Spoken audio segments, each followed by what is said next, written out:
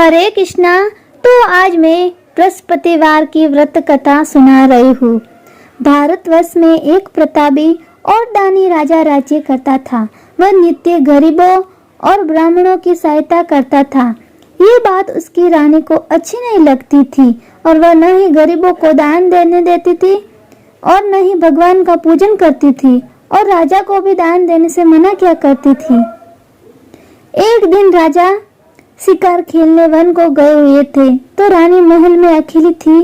उसी समय बृहस्पति देव साधु वेश में राजा के महल में भिक्षा के लिए गए और भिक्षा मांगी। रानी ने भिक्षा देने से इनकार किया और कहा, हे साधु महाराज, मैं तो दान पुण्य से तंग आ गई हूँ। मेरा पति सारा धन लुटाते रहते हैं। मेरी इच्छा है कि हमारा धन नष्ट हो जाए, फिर न रहेगा बांस और न बजेंगी बांसुरी। साधु ने कहा, देवी, तुम तो बड़ी विचित्र हो। धन संतान तो सभी चाहते हैं, पुत्र और लक्ष्मी तो पापी के घर भी होने चाहिए। यदि तुम्हारे पास अधिक धन है तो भूखों को भोजन दो, प्यासों के लिए प्याऊ बनवाओ, मुसाफिरों के लिए धर्मशालाएं खुलवाओ। जो निर्धन अपनी कन्याओं का विवाह नहीं कर सकते हैं, उनका विवाह करा दो। ऐसे और कई काम हैं जिनके करने से तुम्हारा यश लोक परलोक में फैलेगा। परंतु रानी पर उपदेश का कोई प्रभाव न पड़ा। वह बोली, महाराज, आप मुझे कुछ न समझाए। मैं ऐसा धन नहीं चाहती जो हर जगह बांटती फिरूं।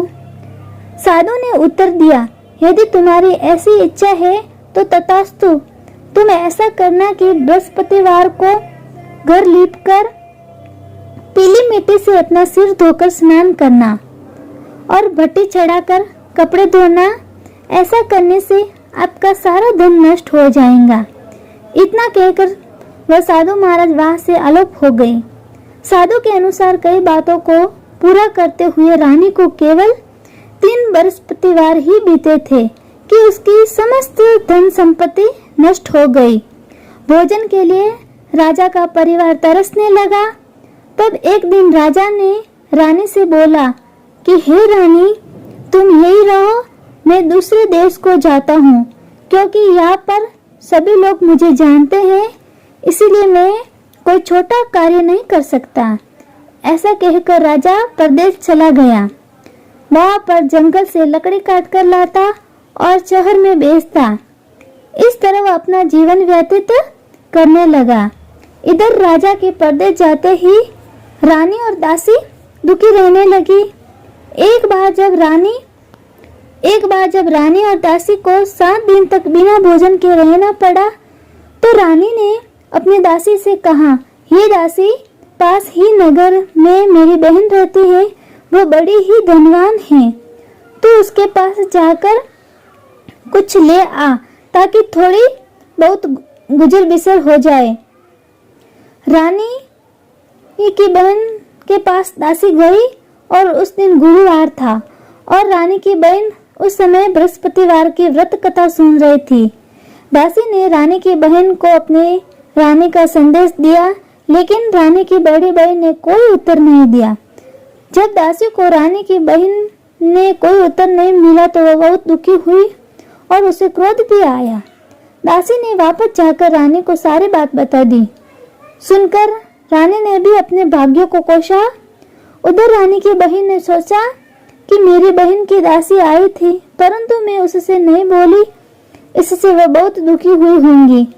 कथा सुनकर और पूजन समाप्त करके वह अपनी बहन के घर आई और कहने लगी, हे बहन, मैं बृहस्पतिवार का व्रत कर रही थी। तुम्हारी दासी मेरे घर आई थी, परंतु जब तक कथा होती है तब तक न तो उठते हैं और न ही बोलते हैं, इसलिए मैं नहीं बोली। कहो दासी क्यों गई थी? रानी बोली, बहन, तुमसे क्या छिपाऊं, हमारे घर में खाने तक को अनाज नहीं था। ऐसा कहते कहते रानी की आंखें भर आई। उसने दासी समेत पिछले 7 दिनों से भूखे रहने तक की बात अपनी बहन को विस्तार पूर्वक सुना दी। रानी की बहन बोली, देखो बहन, भगवान बृहस्पति देव सबकी मनोकामना को पूर्ण करते हैं। देखो, शायद तुम्हारे घर में अनाज रखा हो। पहले तो रानी को विश्वास नहीं हुआ, पर वह बहन के आग्रह करने पर उसने अपनी दासी को अंदर भेजा तो उसे सचमुच अनाज से भरा एक घड़ा मिल गया। वह देखकर दासी को बड़ी हैरानी हुई। दासी ने रानी से कहा कि हे रानी, जब हमको भोजन नहीं मिलता तो हम व्रत ही करते हैं, इसलिए क्यों न इनसे व्रत और कथा की विधि पूछ ली जाए ताकि हम भी व्रत कर सके। तब रानी ने अपनी बहन से बृहस्पतिवार व्रत के बारे में पूछा। उसकी बहन ने बताया, बृहस्पतिवार के व्रत में चने की दाल और मुनक्का से विष्णु भगवान का केले की जड़ में पूजन करें तथा दीपक जलाए, व्रत कथा सुन ले और पीला भोजन ही करे। इससे बृहस्पति देव प्रसन्न होते हैं। व्रत और पूजन विधि बताकर रानी की बहन अपने घर को लौट आई। 7 दिन के बाद जब गुरुवार आया तो रानी और दासी ने व्रत रखा। गुड़साल में जाकर चना और गुड़ लेकर आए, फिर उससे केले की जड़ तथा विष्णु भगवान का पूजन किया। अब पीला भोजन कहाँ से आए, इस बात को लेकर दोनों बहुत दुखी थे।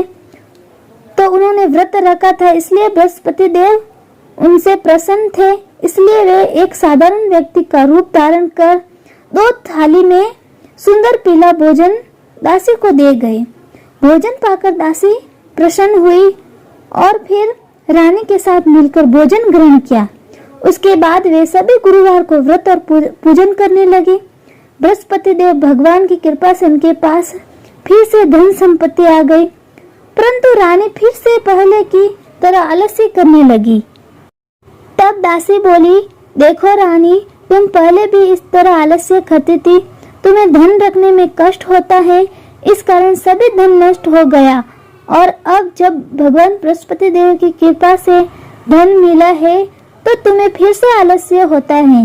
रानी को समझाते हुए दासी कहती है कि बड़ी मुसीबतों के बाद हमने ये धन पाया है, इसलिए हमें दान पुण्य करना चाहिए, भूखे मनुष्यों को भोजन कराना चाहिए और धन को शुभ कार्यों में खर्च करना चाहिए, जिससे तुम्हारे कुल का यश बढ़ेगा, स्वर्ग की प्राप्ति होगी और पितृ प्रसन्न होंगे। दासी की बात मानकर रानी अपना धन शुभ कार्यों में खर्च करने लगी, जिससे पूरे नगर में उसका यश फैलने लगा। एक दिन राजा दुखी होकर जंगल में एक पेड़ के नीचे आसन जमाकर बैठ गया। वह अपनी दशा को याद करके व्याकुल होने लगा। बृहस्पतिवार का दिन था। एकाएक उसने देखा कि निर्जन वन में एक साधु प्रकट हुए। वह साधु वेश में स्वयं बृहस्पति देवता थे। लकड़हारे के सामने आकर बोले, हे लकड़हारे, इस सुनसान जंगल में तू चिंता मग्न क्यों बैठा है? लकड़हारे ने दोनों हाथ जोड़कर प्रणाम किया और उत्तर दिया, महात्मा जी, आप सब कुछ जानते हैं, मैं क्या कहूँ? यह कहकर रोने लगा और साधु को अपनी आत्मकथा सुनाई। महात्मा जी ने कहा, तुम्हारी स्त्री ने बृहस्पति देव के दिन बृहस्पति भगवान का निरादर किया है, जिसके कारण रुष्ट होकर उन्होंने तुम्हारी यह दशा कर दी है। अब तुम चिंता को दूर करके मेरे कहने पर चलो, तुम्हारे सब कष्ट दूर हो जाएंगे और भगवान पहले से भी अधिक संपत्ति देंगे। तुम बृहस्पति के दिन कथा क्या करो, 2 पैसे के चने मुनक्का लाकर उसका प्रसाद बनाओ और शुद्ध जल से लोटे में शक्कर मिलाकर अमृत तैयार किया करो। कथा के पश्चात अपने सारे परिवार और सुनने वाले प्रेमियों में अमृत व प्रसाद बांटकर आप भी ग्रहण करो। ऐसा करने से भगवान तुम्हारी सब मनोकामनाएं पूरी करेंगे। साधु के ऐसे वचन सुनकर लकड़हारा बोला, हे प्रभु, मुझे लकड़ी बेचकर इतना पैसा नहीं मिलता जिससे भोजन के उपरांत कुछ बचा सकूं। मैंने रात्रि में अपनी स्त्री को व्याकुल देखा है, मेरे पास कुछ भी नहीं है जिससे मैं उसकी खबर मंगा सकूं। साधु ने कहा, हे लकड़हारे, तुम किसी बात की चिंता मत करो। बृहस्पति के दिन तुम रोजाना की तरह लकड़ियां लेकर शहर को जाओ, तुमको रोज से दुगुना धन प्राप्त होगा, जिससे तुम भली भांति भोजन कर लोगे तथा बृहस्पति देव की पूजा का सामान भी आ जाएगा। इतना कहकर साधु अंतर्ध्यान हो गई। धीरे धीरे समय व्यतीत होने पर फिर वही बृहस्पतिवार का दिन आया। लकड़हारा जंगल से लकड़ी काटकर किसी शहर में बेचने गया। उसे उस दिन और दिन से भी अधिक धन पैसा मिला। राजा ने चना गुड़ आदि लाकर गुरुवार का व्रत किया। उस दिन से उसे सभी क्लेश दूर हुए। परंतु जब दोबारा गुरुवार का दिन आया तो बृहस्पतिवार का व्रत करना भूल गया। इस कारण बृहस्पति देव भगवान नाराज हो गए। उस दिन इन नगर के राजा ने विशाल यज्ञ का आयोजन किया था तथा शहर में यह घोषणा करा दी थी कि कोई भी मनुष्य अपने घर में भोजन न बनावे, न आग जलावे। समस्त जनता मेरे यहाँ भोजन करने आवे। इस आज्ञा को जो न मानेगा उसे फांसी की सजा दी जाएगी। इस तरह की घोषणा संपूर्ण नगर में करवा दी गई थी। राजा की आज्ञा अनुसार शहर के सभी लोग भोजन करने गए। इन लकड़हारा कुछ देर से पहुंचा, इसलिए राजा उसको अपने साथ घर ले आए और ले जाकर भोजन करा रहे थे तो रानी की दृष्टि उस खूंटी पर पड़ी जिस पर उसका हार लटका हुआ था। वो वहां पर दिखाई नहीं दिया। रानी ने सोचा कि मेरा हार इस मनुष्य ने चुरा लिया है। उसी समय सिपाहियों को बुलाकर उसको कारागार में डलवा दिया। जब लकड़हारा कारागार में गया और बहुत दुखी होकर विचार करने लगा कि न जाने कौन से पूर्व जन्म में कर्म से मुझे ये दुख प्राप्त हुआ है, और उसी साधु को याद करने लगा जो कि जंगल में मिला था।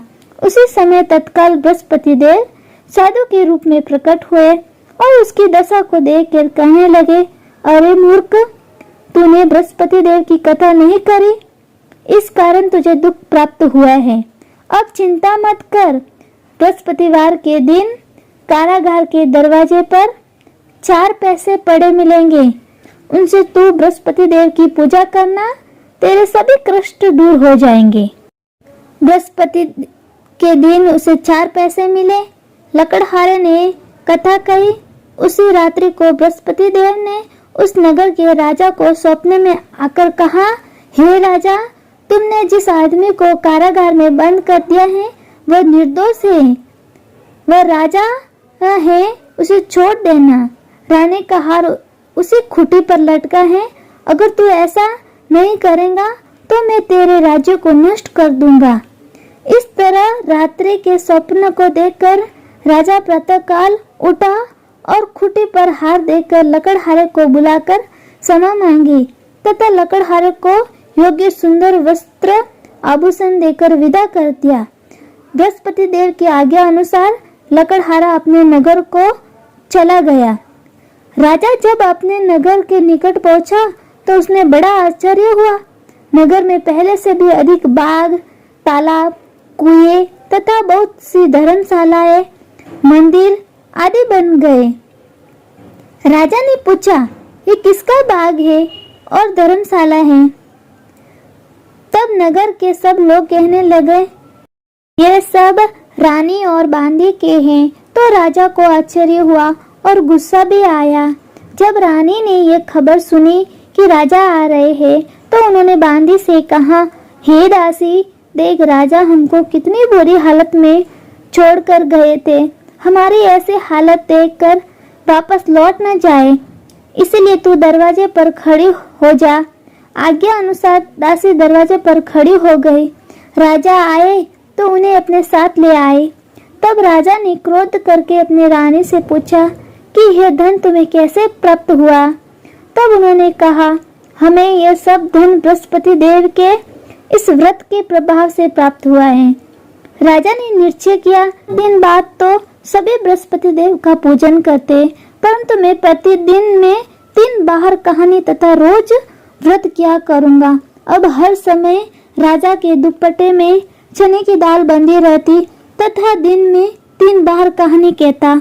एक दिन राजा ने विचार किया कि चलो अपनी बहन के यहाँ जाकर आवे। इस तरह निश्चय कर राजा घोड़े पर सवार होकर अपनी बहन के यहाँ को चलने लगा। मार्ग में उसने देखा कि कुछ आदमी एक मुर्दे को लिए जा रहे थे। उन्हें रोककर राजा ने कहने लगे, अरे भाइयों, मेरी बृहस्पति देव की कथा सुन लो। वे बोले, लो हमारा तो आदमी मर गया है, इसको तो अपनी कथा की पड़ी है। परंतु कुछ आदमी बोले, अच्छा कहो, हम तुम्हारी कथा भी सुनेंगे। राजा दाल निकाली और जब कथा आधी हुई कि मुर्दा हिलने लग गया, और जब कथा समाप्त हो गई तो राम राम करके मनुष्य उठकर खड़ा हो गया। आगे मार्ग में उसे एक किसान खेत में हल चलाता मिला। राजा ने उसे देखा और उससे बोले, अरे भैया, तुम मेरी बृहस्पतिवार की व्रत कथा सुन लो। किसान बोला, जब तक मैं तेरी कथा सुनूंगा तब तक 4 हल जोतूंगा, जा अपनी कथा किसी और को सुनाना। इस तरह राजा आगे चलने लगा। राजा के हटते ही बैल पछाड़ खाकर गिर गए तथा किसान के पेट में बड़ी जोर से दर्द होने लगा। उस समय उसकी माँ रोटी लेकर आई। उसने जब ये देखा तो अपने पुत्र से सब हाल पूछा और बेटे ने सभी हाल कह दिया। तो बुढ़िया दौड़ी दौड़ी उस घुड़सवार के पास गई और उससे बोली कि मैं तेरी कथा सुनूंगी, तू अपनी कथा मेरे खेत पर चलकर ही कहना। राजा ने बुढ़िया के खेत पर जाकर कथा कही, जिसके सुनते ही वह बैल उठ खड़े हुए तथा किसान के पेट का दर्द भी बंद हो गया। राजा अपनी बहन के घर पहुंचा। बहन ने भाई की खूब मेहमानी की। दूसरे दिन प्रातःकाल राजा जगा तो वह देखने लगा कि सब लोग भोजन कर रहे थे। राजा ने अपनी बहन से कहा, ऐसा कोई मनुष्य है जिसने भोजन नहीं किया हो और मेरी बृहस्पतिवार की कथा सुन ले। बहन बोली, हे भैया, ये देश ऐसा है कि पहले यहाँ लोग भोजन करते हैं, बाद में अन्य काम करते हैं। अगर कोई पड़ोस में हो तो देख आओ। वह ऐसा कहकर देखने चली गई, परंतु उसे कोई ऐसा व्यक्ति नहीं मिला जिसने भोजन नहीं किया हो। अतः वह एक कुम्हार के घर गई जिसका लड़का बीमार था। उसे मालूम हुआ कि उनके यहाँ 3 दिन तक किसी ने भोजन नहीं किया है। रानी ने अपने भाई की कथा सुनने के लिए कुमार से कहा। वह तैयार हो गया। राजा ने जाकर बृहस्पतिवार की कथा कही, जिसको सुनकर लड़का ठीक हो गया। अब तो राजा की प्रशंसा होने लगी। दिन राजा ने अपनी बहन से कहा, हे बहन, हम अपने घर को जाएंगे, तुम भी तैयार हो जाओ। राजा की बहन ने अपनी सास से कहा। सास ने कहा, हाँ चली जा, परंतु अपने लड़के को मत ले जाना, क्योंकि तेरे भाई के कोई औलाद नहीं है। बहन ने अपने भाई से कहा, हे भाई, मैं तो चलूंगी, पर कोई बालक नहीं आएगा। राजा बोला, जब कोई बालक नहीं चलेगा तो तुम ही क्या करोगी। बड़े दुखी मन से राजा अपने नगर को लौट आया। राजा ने अपनी रानी से कहा, हम निर्वंशी है, हमारा मुंह देखने का धर्म नहीं है और कुछ भोजन नहीं किया। रानी बोली, हे प्रभु, बृहस्पति देव ने हमें सब कुछ दिया है, वह हमें औलाद अवश्य देंगे। उसी रात को बृहस्पति देव ने राजा से स्वप्न में कहा, हे राजा, उठ, 26 चोष त्याग दे, तेरी रानी गर्भ से है। राजा की यह बात सुनकर बड़ी खुशी हुई। 9वें महीने में उसके गर्भ से एक सुंदर पुत्र पैदा हुआ। तब राजा बोला, हे रानी, स्त्री बिना भोजन के रह सकती है, पर बिना कहे हुए नहीं रह सकती है। जब मेरी बहन आवे तो तुम उससे कुछ कहना मत। रानी ने सुनकर हाँ कर दिया। जब राजा की बहन ने ये शुभ समाचार सुना तो वह बहुत खुश हुई तथा बधाई लेकर अपने भाई के यहाँ आ गई। तभी रानी ने कहा, घोड़ा सड़कर तो नहीं आई, गधा चढ़ी आई है। राजा की बहन बोली, भाभी, मैं इस प्रकार न कहती तो तुम्हें औलाद कैसे मिलती। बृहस्पति देव ऐसे ही है, जैसे जिसके मन में कामना है सभी को पूर्ण करते हैं।